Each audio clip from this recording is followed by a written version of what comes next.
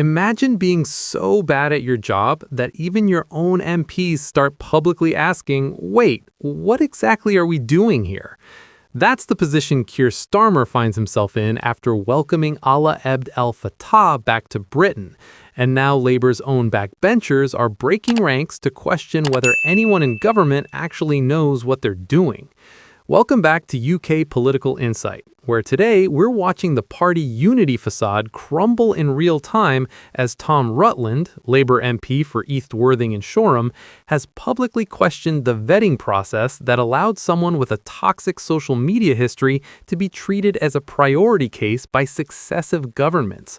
We've got a Labour MP describing Abd El-Fattah's tweets as impressive in how they managed to be vile in such a variety of ways, which is possibly the most British way to say this bloke's posts are absolutely horrific.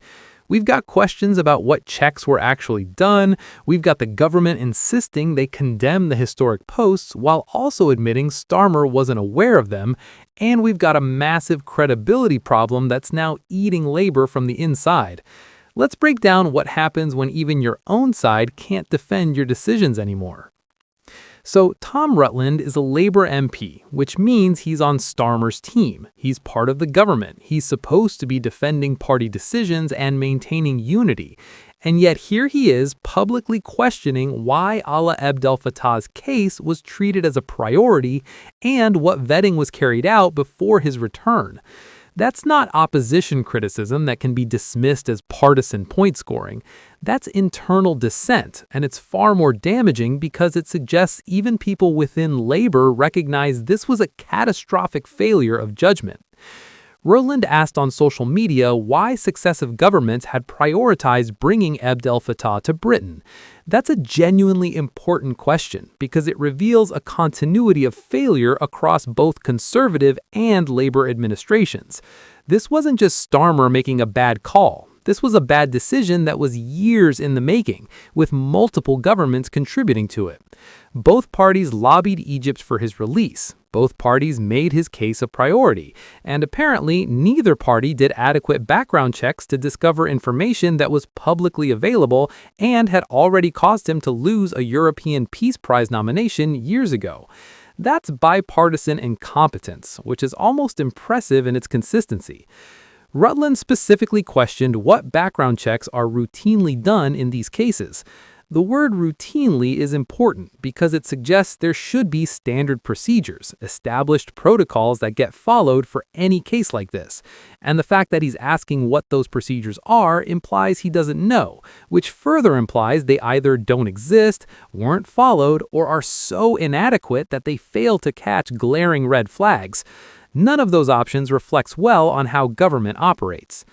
Then comes Rutland's description of Alaa Abd El-Fattah's past tweets as impressive in how they managed to be vile in such a variety of ways. That's quite the statement. Impressive usually means worthy of admiration or respect, but here it's being used sarcastically to highlight the breadth and depth of the awfulness.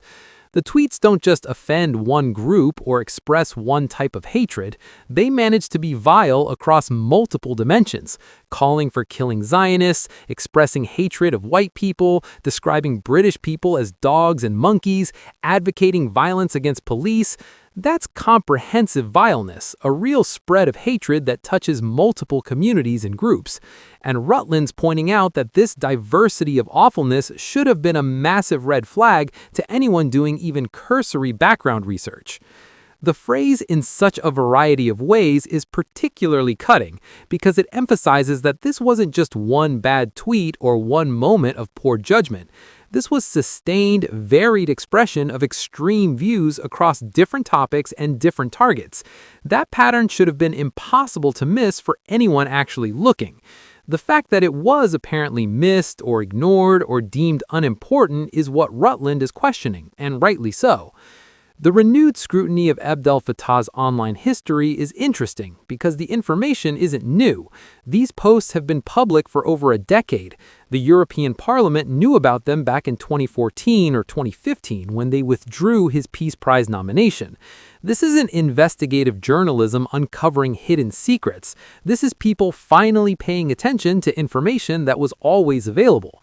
And the fact that it took public outcry after his return for this information to get widespread attention reveals a failure of due diligence at every level of government decision-making. The posts where he appeared to call for violence against Zionists aren't ambiguous or subject to much interpretation.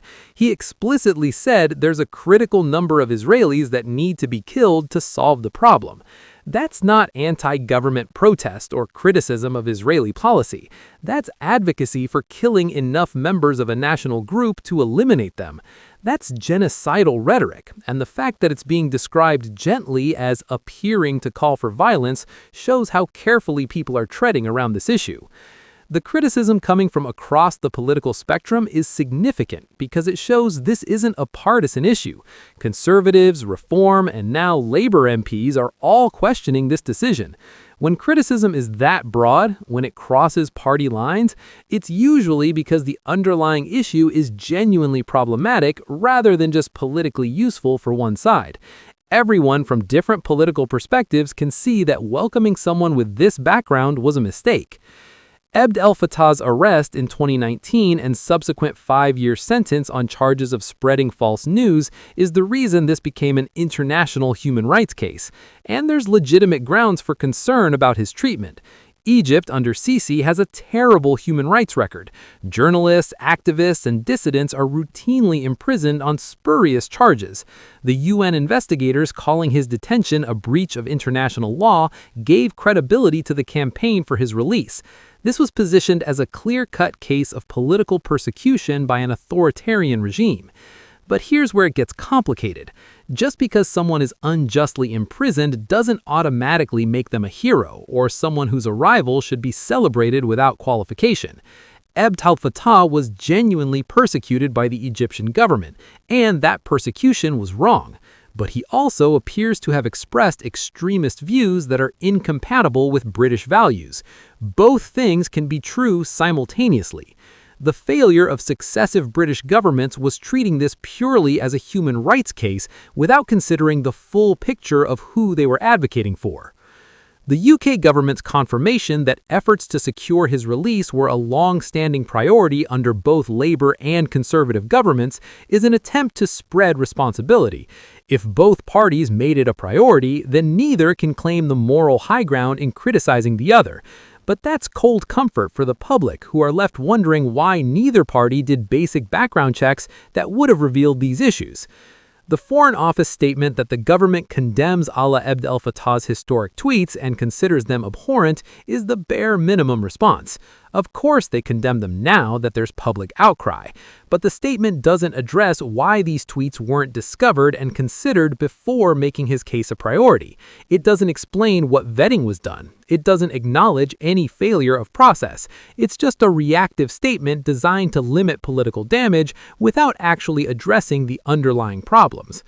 The claim that Sir Keir was allegedly not aware of the historic posts when he welcomed the release is either an indictment of government competence or an admission that the Prime Minister makes major public statements without being properly briefed.